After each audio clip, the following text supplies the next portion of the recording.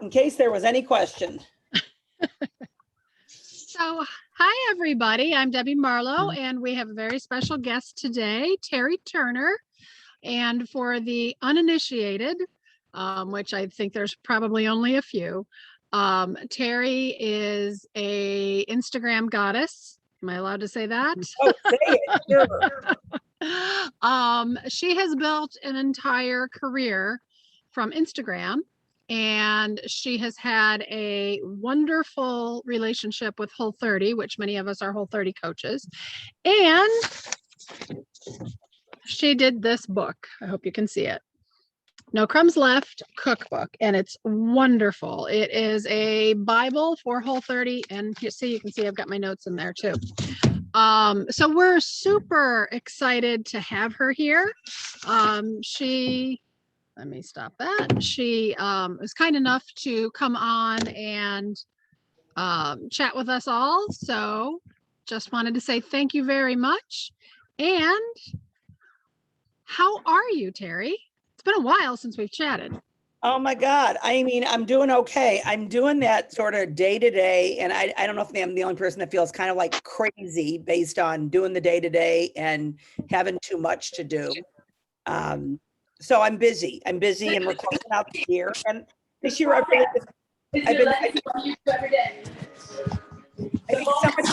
think Christy is not muted. Oh, yeah, there we go. Okay, great. Okay, there we go. Let me just go through and make sure everybody's muted. So, I've loved Whole30 and loved being a part of the community and that whole thing.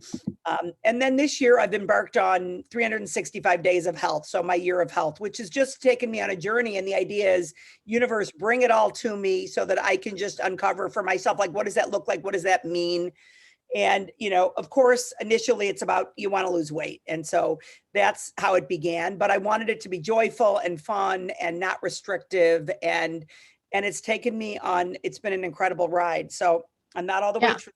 I mean, good news is I've lost some weight, which is great. But the better news is that's made me look at, areas of my life that I haven't really looked at in a significant way. And a part of that is like rest, prioritizing my own self, time off social media, sleep, hydration, exercise, portions, even like connection to my mother and her weight issue, so it's really made me uncover, like the darker corners of what that all looks like. So the things that we stay busy so that we don't have to look at them. And, probably everybody on this call can identify with that.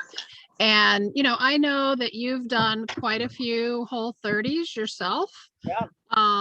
And, we wanted to talk about more than just Whole30.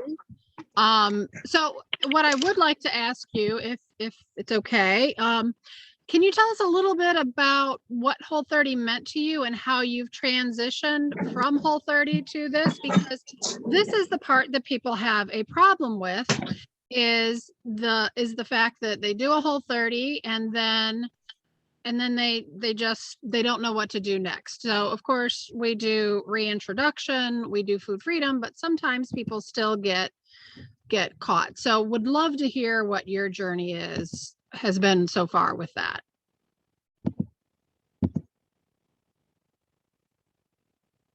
Oh, hang on. We gotta unmute you real quick. There you go. Okay, good. So, Whole30's been great for me and I've loved it, but I definitely noticed that I was using it a bit like a diet, right? And so in this year of health, I started with doing Whole30 and I so good doing it that 30 days became 100 days because I was just really feeling good. And one of the things I've noticed is just because you're doing Whole30 and you can eat sausage doesn't mean that you should eat sausage. Just because you're doing Whole30 and you can have a roasted potato, it doesn't mean every day that, for me, and let me just speak for myself, and just because I can have a BLT, salad, it doesn't mean that I need to eat bacon every day. So part of what I wanted to do was to say, I'm actually interested in my health vis-a-vis Whole30 and what that looks like. And that caused me to go, I eat about 20% more than I need to at most meals. So first it was like looking at that. And during that whole 30, it was like, I'm going to make a decision not to do that. And it was also making a decision of like, I'm doing my whole 30, but I'm going to stop eating at 5 because the truth is my digestion doesn't do great when I eat something at 10 o'clock at night. So I said, I'm doing a whole 30, but I'm also applying these principles.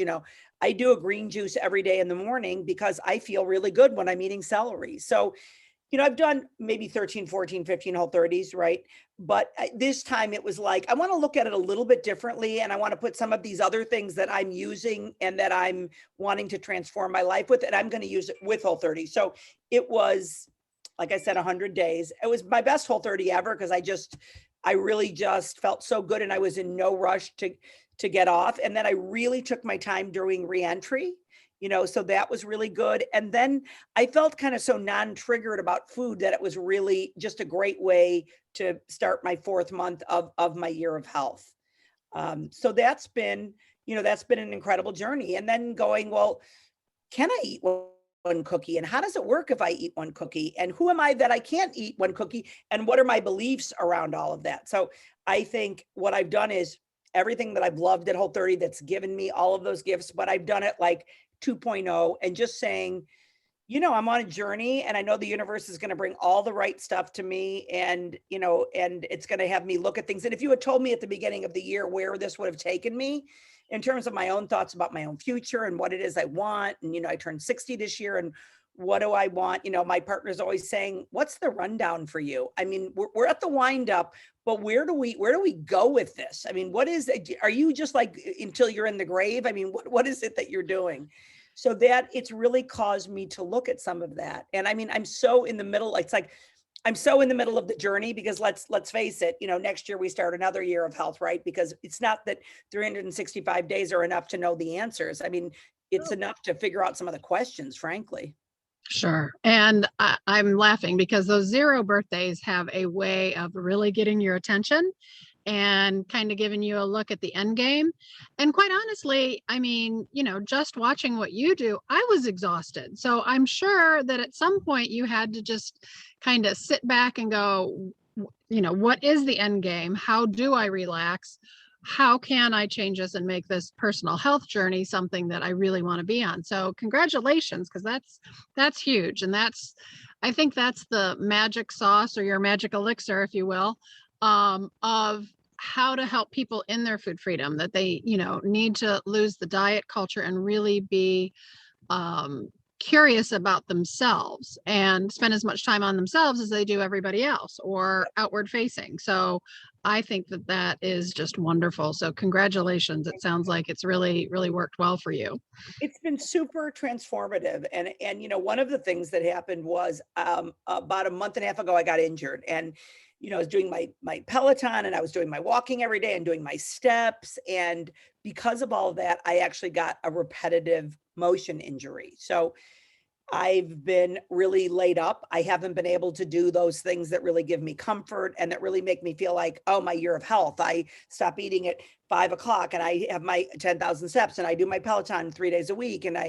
And that's been hard. Absolutely, for sure. Cause now it's like, I got to right now while I've got this inflammation, I've got to I'm taking Advil 4 times a day. So that means you can't actually on an empty stomach do that. So it's also just like changing it up and sort of dispelling your own beliefs. And it's tossing it all up. Just when you feel like I'm somewhere, it's like owning a home. You're constantly repairing something. Right.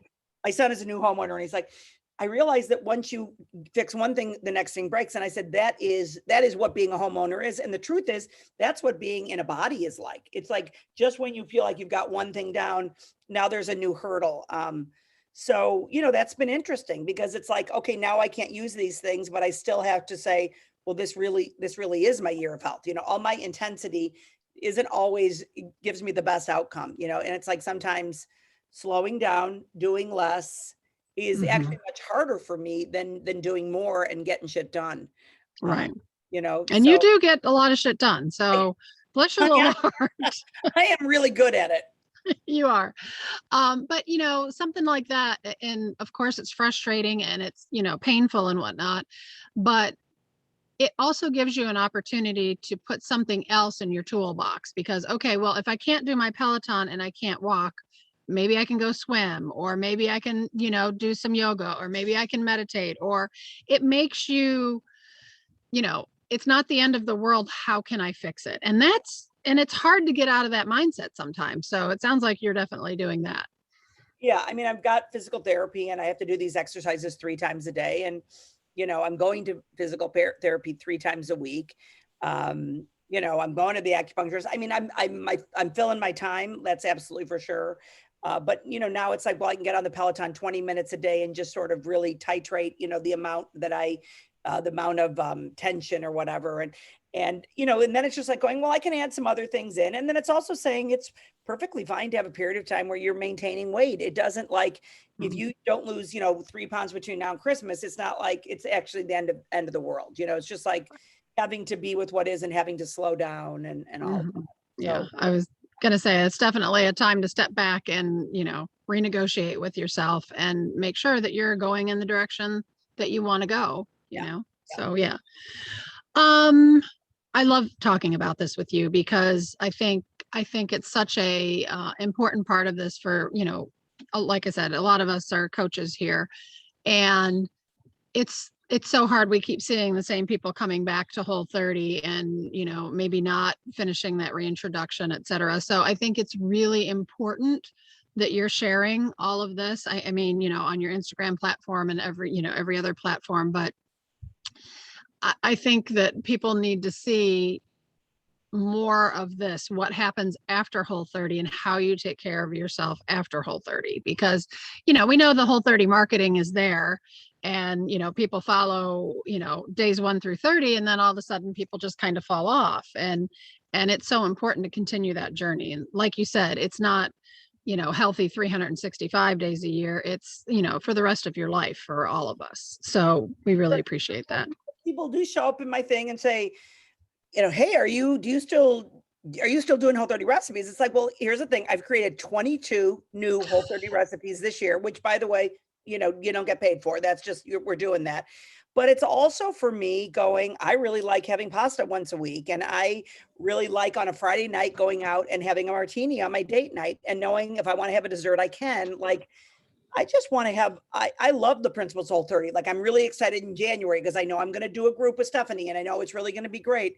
But I also feel like I need to get a thing for how to live that is not just doing a Whole30. And for myself, and this isn't about Whole30, I realize I've lived like my whole life in diet mentality. And I'm really done with that. I'm done doing that. And I want to live in a place of fullness around food and excited about, I love to cook. I love to eat. That is what's true for me.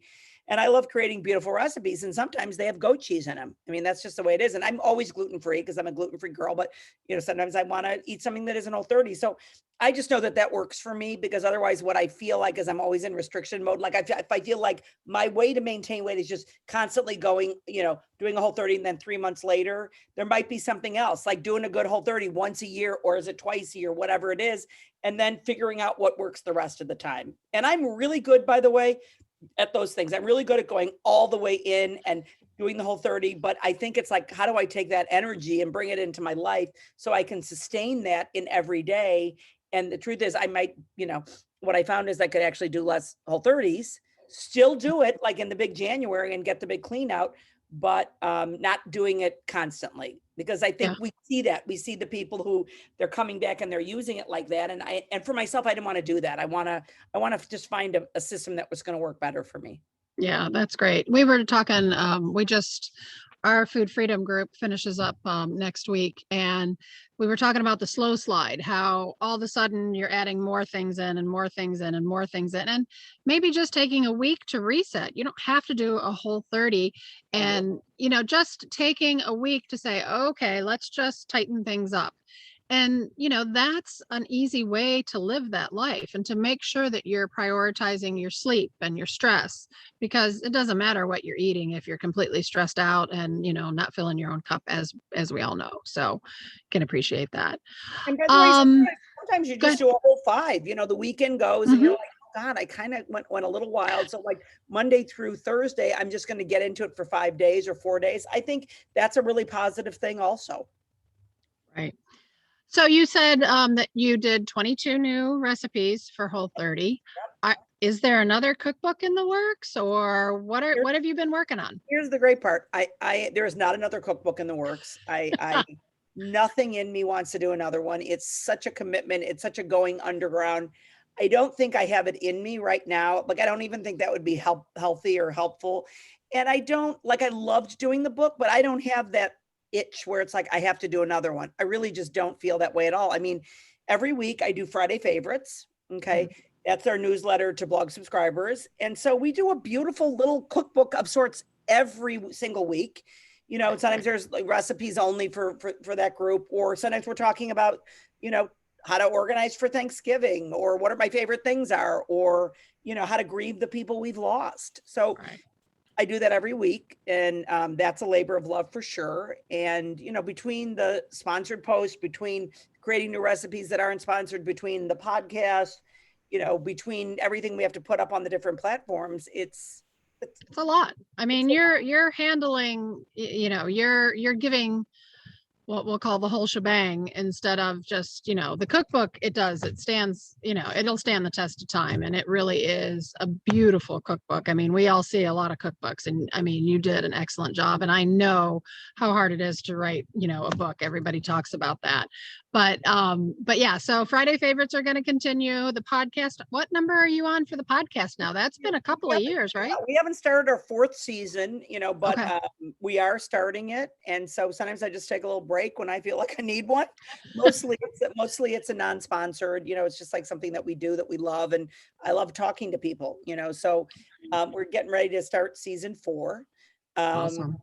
And yeah, I mean, I just love having those conversations, because sometimes it's about food, but a lot of times it's about life or grief or the loss of my mother, and the way that's completely, as Stephanie knows, the way that that's changed my life, impacted who I am, in very sad ways, but also in very powerful ways. I always think, let what has happened, which is that my mom's been gone 21 years, let that also be, if she's dead and there's nothing I can do about it, let it also be a gift that gives in other ways. Let her life repurpose in ways that are important. So I always feel like one of the things I do is that people who've lost their mother, they show up, and I get to sort of shepherd them and let them know that they're going to be okay, and I just feel like it's a gift that came out of, her being gone, and she would want me to repurpose her love and her life in powerful ways. So I don't even know, why I'm telling you that, but for whatever reason I am. It's beautiful. And I mean, what a wonderful way, I'm gonna pick on you, Stephanie, sorry. But we're friends with Stephanie, and we've watched what she's gone through this year, and it's so lovely to have somebody that can help you with it, that really does understand, that really, is in the trenches with you. I think that's just beautiful. So what a tribute to your mom and mothers everywhere. And I So think that's Stephanie has been an example, because you've seen how she's had to say, I have to pare down, I have to do less, I can't do all of this. And it's like when she shut down her other Instagram page, it was like, wow, but it's like she knew that she really had to take care of herself and her own family and her kids before she could be, doing for others. I'm a little ahead of this, because it's going to be 22 years that my mom's gone, so I have practiced that. It's still heartbreaking for me, every single day.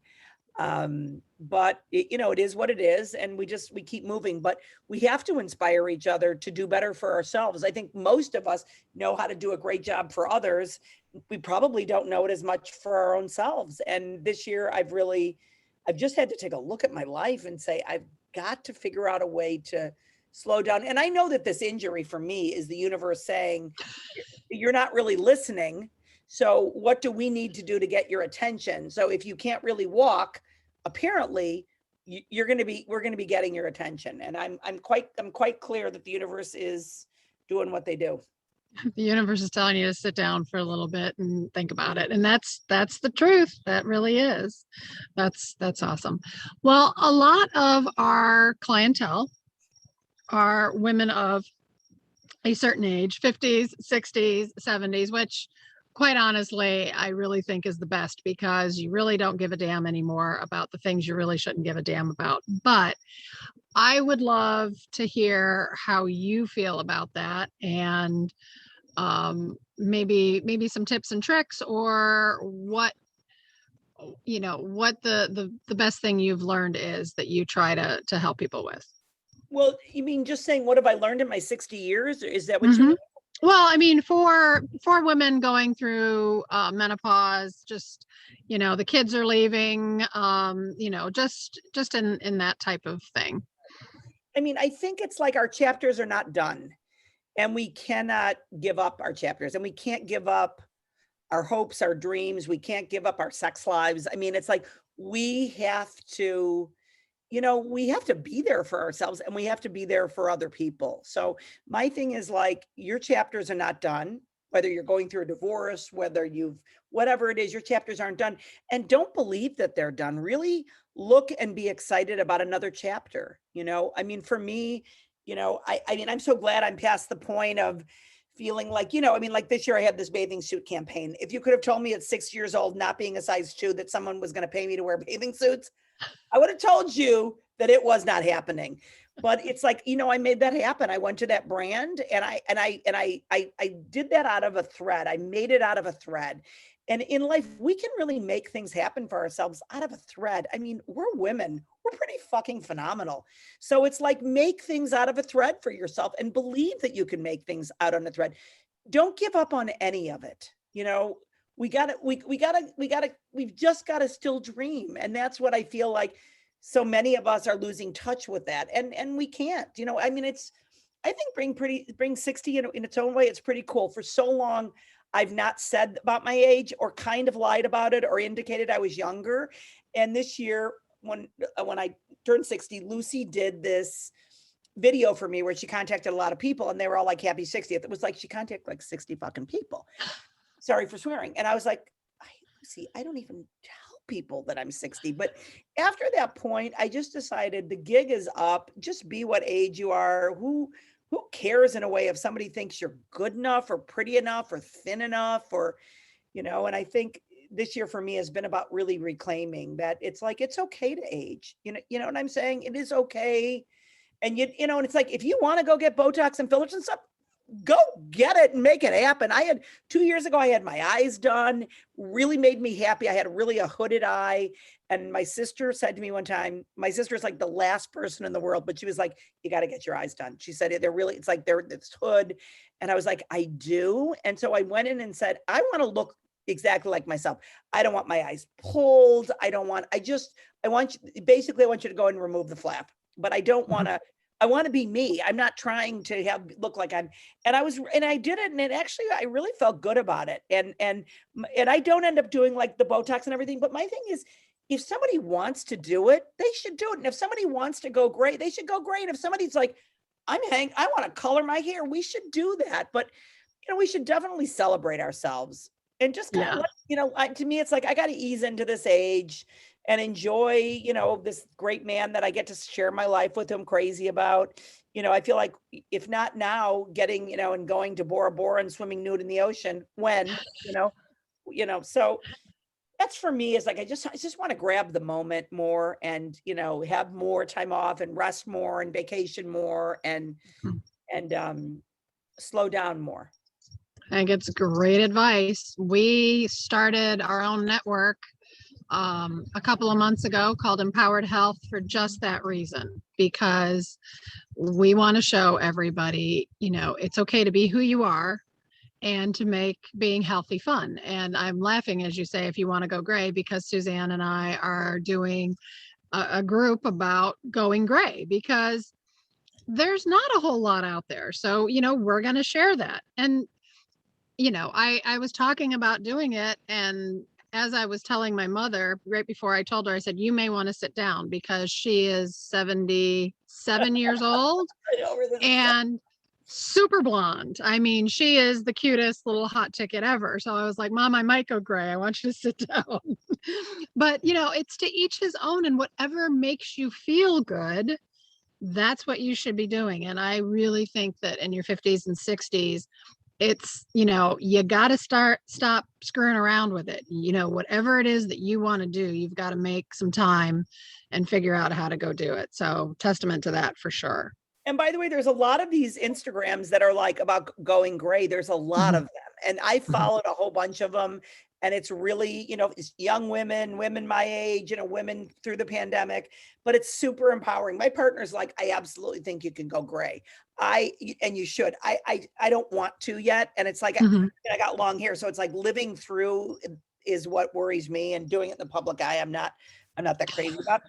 I think it would be easier if I wasn't. And it was just like, yeah, that's what I'm doing. And I'm wearing a hat for 4 months and then I'm cutting it short, but I'm going to get there eventually. I feel like you would have the great salt and pepper hair. I think it would be beautiful for sure. But, we'll revisit that in a year or two. Yeah. For sure. For sure. Okay, let's see what else. We talked a little bit about Whole30, about that. Anybody have any, I've kind of gone over the questions. Anybody have any questions they would like to ask Teri? If you want, you can either type it if you don't want to unmute yourself, or you can unmute yourself and ask Teri.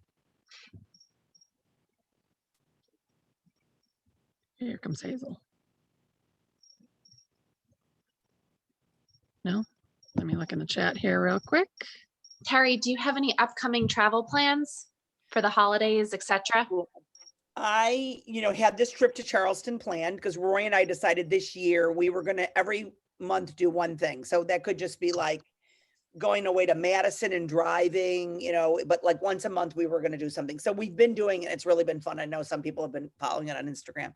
We went to Savannah this summer, and we were in Mexico in October, which is, about the time I injured myself. So we were to go to Savannah to Charleston. And because I really couldn't walk, I said, what's the point of going, and doing that. So, and I made my miles for the year, which is, the ultimate goal every year is to keep your miles with United. So I'm going to go in December, and I'm going to be away with my children and my ex-husband, my kid's dad. And he's a lot of fun, and we have a really good time. And we are going to be on holiday with our kids, which is a really, fun thing to do. So that's really all I have planned. And I feel like right now with what I have going on, I'm supposed to stay put. I'm supposed to stay put, and I'm lucky because I have my Michigan cabin. So that means here's one of the things that came out of the year of health. We stopped working on Fridays, anything remotely. We said, we're not going to do it anymore. So Friday, we all work remotely. This is the next thing that's happened.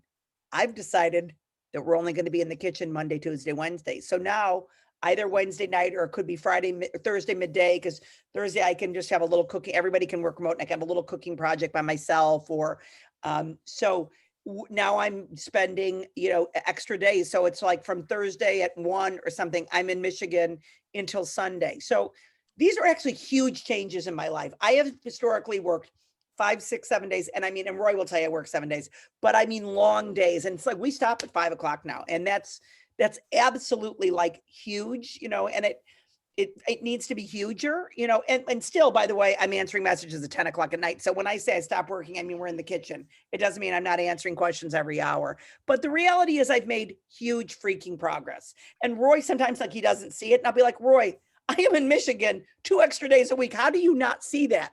I mean, we have a Friday night date every Friday night, and it's like, it's not negotiable. These are huge things, but he wants more. And you know what? I love that I have a mate that wants more. That's like, thank you for that. Thank you for caring about being with me and thinking I'm fun to be with. That's great. And it's it's easy to keep that to-do list going so that you're perpetually busy and you don't realize what's happening to your relationship. So it sounds to me, and I know this is going to sound kind of funny, but Roy's the priority, and Roy, your relationship with Roy is now the priority, and as it should be. I mean, if you can't do that when you're in your 60s, Right. and 50s, Right. when can you? Right. So that's great. I love that. Thank you, Stephanie. Amber has a question, and she said, I wanted to know about soup and the new machines that make soup. What are your thoughts? Okay, I don't even know about the new machines that make soup. This is the greatest thing you've ever heard. Here's the thing. I love soup, and maybe she can tell us what it is. I love making soup. I mean, a soup is one of my superpowers. To me, it starts with a lovely broth, and it starts with like adding flavor and doing a mirepoix and having a little something delicious. Like, and most of my soups are Whole30, by the way, because if I can eat Whole30 during the week, not exclusively, but why not, right? So if you can make a little meatball out of a compatible, chicken sausage, and you can add pistachio pesto in it. I'm old school, so I'm not a person who uses a Instapot. Now, I'm not saying that Stephanie, working mother who's a nurse, shouldn't be using an Instapot. I'm saying that's not what I do, but I think each person should figure out I'm in the kitchen every day, One of the things I really do like is I like this, and they're a client of mine, but I truly love the products. I love fond bone broth. I think it's so much more delicious than any bone broth. And like, I love their beef one. I don't know if you saw 2 days ago, I did a pot roast, which by the way is Whole30. And it's so delicious, and you sear it up and you use it. Traditionally I make beef stock, which by the way, it costs like $40 to make beef stock. It is very expensive because you got to make it out of good stuff to get that beautiful flavor. So the fact that they now have this beef broth, I never have to make beef stock again. And I made this beautiful pot roast, and then I thickened it with potatoes. I did diced potatoes in there. So when the pot roast got done, I took the pot roast out, I took the vegetables out, and then I pureed the mirepoix, the beef juices, the beef broth, and these potatoes, which are cubed. And I mean, you get the most delicious gravy that you've ever had in the entire world. It's definitely food with no breaks. Let me go ahead and say that. And you can make my Whole30 horseradish dressing with it. And it's the greatest thing in the entire world. So, I have recipes on the blog, like soup for one with fond bone broth, which is great. I have things like my Feel Better soup. There's a beautiful soup. It has rice in it that I always made when my kids, I think it's called Feel Good, when my kids were little and they didn't feel well and I wanted them to feel better. Might be Feel Better. It's some soup anyway. But what is the machines that make soup? I don't know what they are either, but I'm also not hip as not even the kids say. So Amber, maybe what it's called is a heated blender. And the one that I use is called a Pampered Chef. And so they want you to just throw all the ingredients in. You push soup and it cooks it, blends it. In 30 minutes, you have soup. Seems worth trying. I mean, especially if you're busy and you're a mom, you're at home, it may be like, oh my God, the greatest thing. I mean, I think there's a thing about building flavors. And I do think when you make a homemade broth, when you have these beautiful ingredients, when you do mirepoix with your lovely organic, whatever, it's going to be delicious. So, but I would say absolutely try it and see what you think. I mean, can you return it if it's not fabulous? I'm not sure about that, but I think you just touched on it. What I was kind of curious about is giving up good ingredients with convenience. I think it's like Does that make sense? Yeah, we each have to prioritize. First of all, if you want delicious food, you have to use good ingredients. That is simply a fact. But I think doing one of these things, it isn't going to be as delicious as it would if you did it another way. But the reality is, let's say it's good enough. Let's say it makes a delicious pot of soup. What do we care? Have at it. Find out the return policy. Almost everything's returnable. it almost sounds like a Vitamix that has a heat element or something. So maybe that's what it is. Debbie, I was just going to say that actually QVC a couple of weeks ago had that as their today's special because my sister texted me and wanted one. So she's getting that from Santa just early. But yeah, they did do a Vitamix one, and they have a great return policy all the way until like the end of January if somebody wants to try that. But awesome. Yeah, it is soup. It's soup season. I just made a butternut squash one yesterday, and I did use fond bone broth. It's wonderful. If y'all haven't tried it, it's delightful. Yeah, one of the things that I did was I did cut them in cubes, and you can buy butternut squash in cubes. Olive oil or coconut oil, salt and pepper, some garlic, put it in the oven, roast it at 400 for 20 minutes. And then you blend it with one of the chicken broths. And it's like you have a soup that is so freaking delicious that you cannot believe it. Definitely. Suzanne had a question for you, Teri. What is your favorite holiday food tradition? That's big. Thanks. I don't know if we mean Thanksgiving or if you mean Christmas. Thanksgiving, I love, and this week's issue is all about Thanksgiving and how to prep and things like that.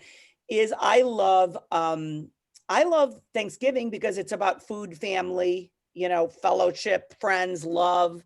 And it's about slowing down, and it's about appreciating. So I make a lot of my mom's dishes. This year I'm not going to. I've done basically in my living room. I've taken out all the furniture on top of my table. We built like a Marie Antoinette table. You have your 40 family. I mean, it's crazy. Now, COVID's changed some of that. We haven't done it the last couple of years, and we're not going to do it this year. So I love the family recipes. I love my mom's Jell-O, and I love my corn souffle, and I love all of that stuff. And so for me, it's fun. I love bringing out my mom's beautiful china and my mom's beautiful silver and things like that. But I also think it's fun for things to be fluid and to be able to try new things each time. So, this year, because my kids aren't going to be home and they're going to be with their dad, I won't have my mom's dressing, and I won't end up doing all that. Thanks, Vivian. I won't end up doing all of that. But it is fun to have those things. We always at New Year's do my mom's egg rolls. So I love that. And I love sort of all the memories, along with that. Awesome. That's really fun. Yeah, Thanksgiving is going to be here before you know it. I was in the store, and basically I think they skipped over Thanksgiving and went right to Christmas. But yeah, I think Thanksgiving is just another holiday in Christmas. That's the way it seems anyway. Great. Well, now Instagram is your love language. Yes. Right. Okay. And you also have the podcast. Is there anywhere else that we're missing you? I'm on Pinterest, and we've got a nice following there. I'm on Facebook. We've got a nice following there. There's Friday favorites. There's the Instagram and Instagram stories. If you're not following, come on over and follow, because we definitely have a lot of fun, and we don't just talk about food, but we talk a lot about food. And also for people in this group, if you're not a subscriber and you end up coming and subscribing, you can message me and I'll give you a coupon to get it. If you end up getting marinated onion bowl, getting a crumble, which is the mini marinated onion bowl, for free. So that's a lovely thing, because it's, it's like a $26, bowl for free along with it. And I'm going to do that for the next week. So if you can direct message me and go, no, how do I do that? And I'll give you all the scoop. And I have, I last year moved into our RV full time. And so when I moved into the RV, there's only room for, so many dishes. And so I thought, that's it. I'm going to eat only out of marinated bowls, because let's be honest, when you have the marinated onion bowl, that's the only bowl you use anyway, right? So I bought, 4 or 5 of them, and we went on a trip, and I opened up my cabinet and they came tumbling out, and I broke 4 marinated onion bowls. I'm not going to tell you what I said because it was not pretty, but I went back and ordered more onion bowls, and it happened to be at a time when Teri was doing the free crumble. And the crumble, it's tiny, but it's perfect for 1 poached egg. You just put water in it, crack a egg in it, throw it in the microwave, hit 1 minute, and it's glorious. It's a glorious poached egg. Yeah, it works real well. So yeah, if you don't have a marinated onion bowl or one of the other potteries, Teri's well known for her food, but that pottery is wonderful. So yeah, so the getting a free crumble is a really nice thing. So I'll do it in September during Whole30 for like a week or 2, and then we do it in January. But it's I'd love to get some of you over here seeing what we do and whatnot. And we do have, the beautiful bespoke pottery line, which is a lot of fun. And I also just love the little bowl just for snacks, like for my almond butter and apples. And then like the marinated onion bowl, you could just use for like soup. You use it for everyday eating. So you don't even need to make the marinated onions, but if you aren't making them, you definitely should be, for sure. Yeah. Well, and in the Wayback Machine, the colony bags, are you still doing those? Because that was way back when I started following you. I love it. I think my code probably still works, but I love those bags. And yeah, they're grocery bags. Just really, and beautiful, like crossbody bags and all of that. Mm-hmm. Yeah, they're lovely. I'll put a link to that too, because that bag goes everywhere with me. So I'll make sure to do that. I'm going to look and see what the code is. But it's a stay-at-home dad, who has this business, and and I love that. So I like being a part of all that good stuff. Right. That's awesome. Terry, I don't want to take up your entire evening, but thank you very much for joining us. Does anybody have any other? Can I Christy's just like, say that with the Yeah. code no crumbs left, you get Uh-huh. 20% off. no crumbs left, 20% off. Just direct message me after this and then I'll give you the link. Okay. Yeah, and I can put that. The link Okay. is right in there, and then if you use that link, you get 20% off. Okay, I will follow up with that. Anybody else have anything before I let Terry go about her day? Because you know what? She's doing less these days. Anybody? Terry, thank you so much for your time. We really appreciate it. And we hope you have a wonderful Thanksgiving, just in case we don't see you before then. And thank you again for being so generous with your time. My pleasure. Good luck, everybody. Thank you.